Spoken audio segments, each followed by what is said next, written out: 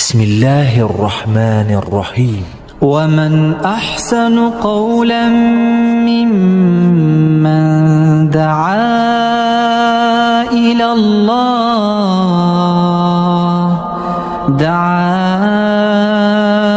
إلى الله وعمل صالحا وقال إنني من المسلمين. അസ്സലാമു അലൈക്കും വറഹ്മത്തുള്ളാഹി വബറകാതുഹു. അൽഹംദുലില്ലാഹി റബ്ബിൽ ആലമീൻ വസ്സലാത്തു വസ്സലാമു അലാ അഷ്റഫിൽ മുർസലീൻ വഅലാ ആലിഹി വസഹ്ബിഹി അജ്മഈൻ അമ്മാ ബഅദ്. ബഹുമാന്യരായ സഹോദരങ്ങളെ, സൂറത്തു അംബിയായിലെ 24 മുതലുള്ള വചനങ്ങളാണ് ഇന്ന് നാം ചർച്ച ചെയ്യുന്നത്. 24ാമത്തെ ആയത്ത് നമുക്കൊന്ന് കേൾക്കാം.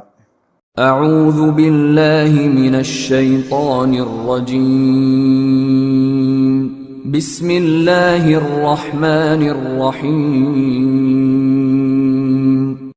أم اتخذوا من دونه آلهة قل هاتوا برهانكم هذا ذكر من معي وذكر من قبلي بل أكثرهم لا يعلمون الحق فهم معرضون.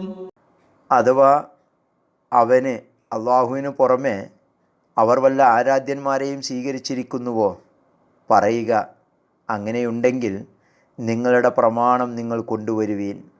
ഇതാ എൻ്റെ കൂടെയുള്ളവരുടെ ഉത്ബോധനവും വേദവും, എൻ്റെ മുമ്പുള്ളവരുടെ ഉത്ബോധനവും വേദവും.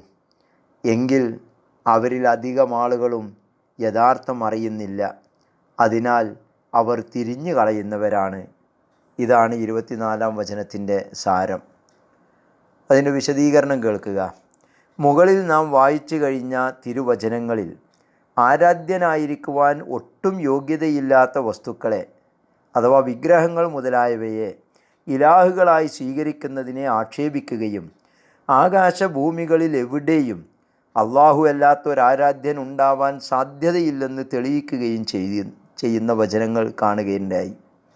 ബുദ്ധിയുടെയും അനുഭവത്തിൻ്റെയും അടിസ്ഥാനത്തിൽ ഏതൊരു ന്യായീകരണവും സിദ്ധിക്കാത്ത ആ വാദത്തിന് അഥവാ പരദൈവവാദത്തിന് ഏതെങ്കിലും വേദപ്രമാണം തെളിയിക്കാനുണ്ടെങ്കിൽ കൊണ്ടുവരട്ടെ എന്നാണ് ഇവിടെ അള്ളാഹു അവിശ്വാസികളെ വെല്ലുവിളിക്കുന്നത്. എല്ലാ വേദഗ്രന്ഥങ്ങളും ഖുർആനും അതിനു മുമ്പുള്ളവയും ഏകദൈവ വിശ്വാസത്തിൽ അധിഷ്ഠിതമായിരിക്കെ അതിനെതിരായി എന്ത് തെളിവാണ് അവർക്ക് കൊണ്ടുവരുവാനുള്ളത്? അവരിൽ കുബുദ്ധികളായുള്ള പലരും അറിഞ്ഞുകൊണ്ട് തന്നെ സത്യത്തെ ധിക്കരിക്കുന്നു.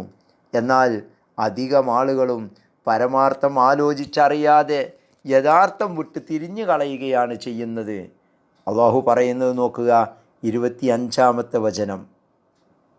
وما أرسلنا من قبلك من رسول إلا نوحي إليه أنه لا إله إلا أنا فاعبدون.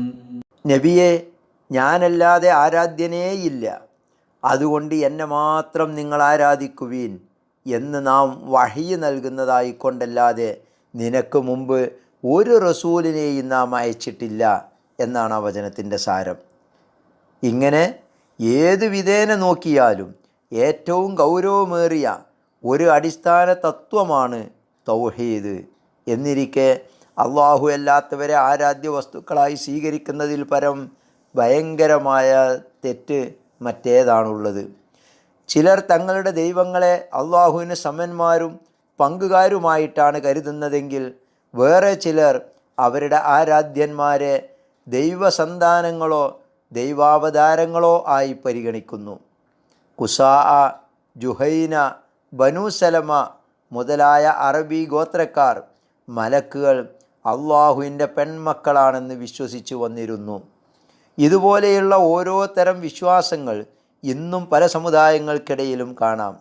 ഈ വിശ്വാസം തൗഹീദിന് വിരുദ്ധമാണെന്നതിന് പുറമെ അള്ളാഹുവിൻ്റെ മഹത്വത്തെ കളങ്കപ്പെടുത്തുകയും അവനെ സൃഷ്ടി സമാനമാക്കി തരം താഴ്ത്തുകയും കൂടി ചെയ്യുന്ന തരത്തിലുള്ളതാണ്. അതുകൊണ്ടത്രേ സന്താനവാദത്തെ ആക്ഷേപിക്കുമ്പോൾ അള്ളാഹുവിൻ്റെ പരിശുദ്ധിയെപ്പറ്റി പ്രത്യേകം എടുത്തു പറഞ്ഞിരിക്കുന്നത്. 26, 27, 28, 29 വചനങ്ങൾ കൂടി നമുക്ക് കേൾക്കാം. وقالوا اتخذ الرحمن ولدا سبحانه بل عباد مكرمون لا يسبقونه بالقول وهم بأمره يعملون يعلم ما بين أيديهم وما خلفهم ولا يشفعون إلا لمن ارتضى وهم من خشيته مشفقون ومن يقل منهم إني إله من دونه فذلك نجزيه جهنم كذلك نجزي الظالمين. അവർ അഥവാ അവിശ്വാസികൾ പറയുന്നു, പരമകാരുണികനായുള്ളവൻ സന്താനത്തെ സ്വീകരിച്ചിരിക്കുന്നു എന്ന്. അവൻ എത്രയോ പരിശുദ്ധൻ. എന്നാൽ അവർ ആദരണീയരായ അടിയാന്മാരത്രേ. അവനെ വാക്കിൽ അവർ മുൻകടക്കുകയില്ല. അവൻ്റെ കൽപ്പന അനുസരിച്ച് തന്നെ അവർ പ്രവർത്തിച്ചു കൊണ്ടിരിക്കുകയും ചെയ്യുന്നു. അവരുടെ മുന്നിലുള്ളതും അവരുടെ പിന്നിലുള്ളതും അവനറിയുന്നു. അവൻ തൃപ്തിപ്പെട്ടവർക്കല്ലാതെ അവർ ശുപാർശ ചെയ്യുകയുമില്ല. അവരാകട്ടെ അവനെ സംബന്ധിച്ച ഭയം നിമിത്തം പേടിച്ചു കൊണ്ടിരിക്കുന്നവരുമാണ്. അവരിൽ നിന്ന് ആരെങ്കിലും ഞാൻ അള്ളാഹുവിന് പുറമേയുള്ള ഒരു ആരാധ്യനാണെന്ന് പറയുന്നതായാൽ അങ്ങനെയുള്ളവന് നാം നരകത്തെ പ്രതിഫലം കൊടുക്കുന്നതാകുന്നു. അപ്രകാരം അക്രമികൾക്ക് നാം പ്രതിഫലം കൊടുക്കുന്നതാണ് എന്നാണ് ഈ വചനങ്ങളുടെ സാരം. മലക്കുകൾ അള്ളാഹുവിൻ്റെ പുത്രികളാണെന്ന വാദത്തിൻ്റെ ഖണ്ഡനമാണിത്.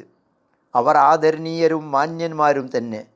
പക്ഷേ അതുകൊണ്ട് അവർ ആരാധ്യന്മാരായിരിക്കുന്നതിന് ഒരിക്കലും അർഹരല്ല. കാരണം അവർ അള്ളാഹുവിൻ്റെ സൃഷ്ടികളായ അടിമകളാകുന്നു. അള്ളാഹുവിൻ്റെ കൽപ്പന കിട്ടാതെ അവർ പറഞ്ഞതിനപ്പുറമോ അവർ യാതൊന്നും പറയുകയില്ല. തികച്ചും അവൻ്റെ കൽപ്പനകൾ അനുസരിച്ച് നടക്കുന്നവരും അതിനെതിരായി നടക്കാത്തവരുമാണവർ. അവരുടെ എല്ലാ കാര്യങ്ങളും അള്ളാഹുവിന് ശരിക്കും അറിയാം. അവരെ ആരാധിക്കുക മൂലം അവരുടെ വല്ല ശുപാർശ മുഖേനയും രക്ഷ കിട്ടുമെന്ന് കരുതുവാനും നിവൃത്തിയില്ല. എന്തുകൊണ്ടെന്നാൽ അള്ളാഹു തൃപ്തിപ്പെട്ട് അനുവാദം കൊടുത്തവർക്കല്ലാതെ ശുപാർശ ചെയ്യുവാനും അവർക്ക് സാധ്യമല്ല. സത്യവിശ്വാസികളായ സജ്ജനങ്ങൾക്ക് മാത്രമേ അവൻ്റെ തൃപ്തി ലഭിക്കുകയുള്ളൂ എന്നത് വ്യക്തമാണ്. അങ്ങനെയുള്ളവരല്ലാത്ത ആളുകൾക്ക് ശുപാർശ ചെയ്തു നോക്കുവാൻ അവർ ധൈര്യപ്പെടുകയുമില്ല. അള്ളാഹുവിനെ സംബന്ധിച്ച് അത്രയും ഭയപ്പാടിലാണവർ. എന്നിരിക്കെ അവരെ ആരാധ്യന്മാരോ ദൈവസന്താനങ്ങളോ ആക്കുന്നതിൽ എന്താണ് അർത്ഥമുള്ളത്? താൻ ആരാധിക്കപ്പെടുവാൻ അർഹനാണെന്ന് അവരിൽ ഒരാൾ പറയുന്നു എന്ന് സങ്കല്പിക്കുക. എന്നാൽ അദ്ദേഹം നരകശിക്ഷയ്ക്ക് വിധേയനാകാതിരിക്കുകയില്ല. അദ്ദേഹത്തിൻ്റെ ഏതെങ്കിലും പ്രകാരത്തിലുള്ള ഗുണമോ സ്ഥാനമോ അതിന് തടസ്സമായിരിക്കുന്നതുമല്ല. അക്രമികൾ ആരായിരുന്നാലും നിയമപ്രകാരം അല്ലാഹു ശിക്ഷിക്കുന്നതാണ്. പടച്ച തമ്പുരാൻ ആ ഭയാനകമായ നരകശിക്ഷയിൽ നിന്ന് നമ്മയൊക്കെ കാത്തുരക്ഷിക്കുമാറാവട്ടെ. അസ്സലാമു അലൈക്കും വറഹ്മത്തുള്ളാഹി വബറകാതുഹു.